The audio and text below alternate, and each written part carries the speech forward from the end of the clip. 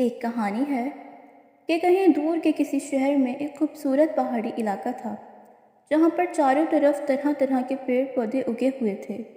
یہیں پر چیڑ کے درختوں کا ایک جنگل بھی تھا جو اپنے اونچے اونچے تنوں اور مختلف شکل کے پتوں کی وجہ سے بالکل الگ نظر آتا تھا، اور اس پیڑ کو دیکھنے والے لوگ اس کی خوبصورتی میں کھو جاتے تھے۔ انہی درختوں میں کچھ چیڑ کے درخت ابھی چھوٹے بھی تھے۔ وہ چیڑ کا درخت بھی ایک چھوٹا مگر خوبصورت تھا۔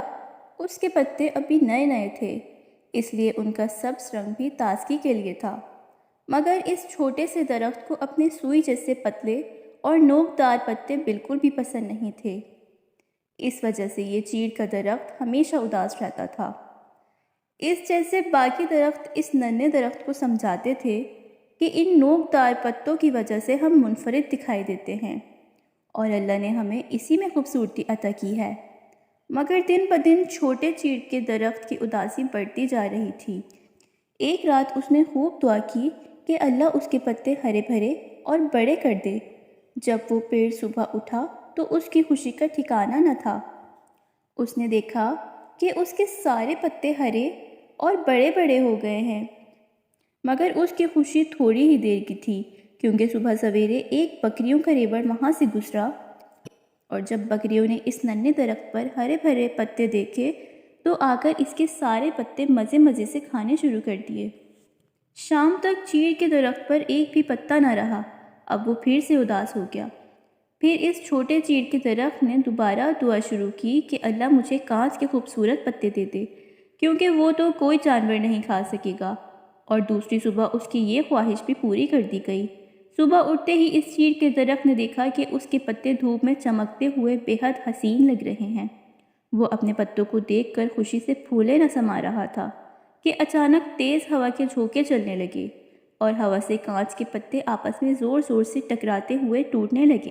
آندھی ختم ہونے تک چیڑ کے اس پیڑ پر ایک پتا بھی باقی نہ بچا تھا۔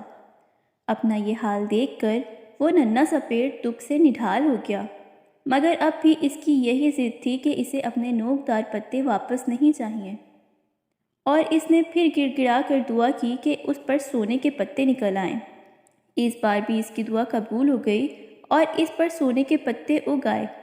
سنہرے پتوں کی وجہ سے چیڑ کا چھوٹا سا یہ پیڑ سب درختوں میں جدا نظر آنے لگا۔ سارے ہی درخت اس پر رش کر رہے تھے، اور اسی خوشی میں وہ درخت ہوا کے ساتھ ساتھ جھوم رہا تھا کہ وہاں سے ایک لکڑہارے کا گزر ہوا۔ جب اس نے سونے سے لدے پتوں کا درخت دیکھا تو سوچا کہ میں یہ سارے پتے بیچ کر بہت سارے پیسے کما لوں گا، اس طرح میری بہت سی ضروریات پوری ہو جائیں گی۔ اور یہ سوچتے ہی اس نے جلدی جلدی سارے سونے کے پتے توڑ لیے۔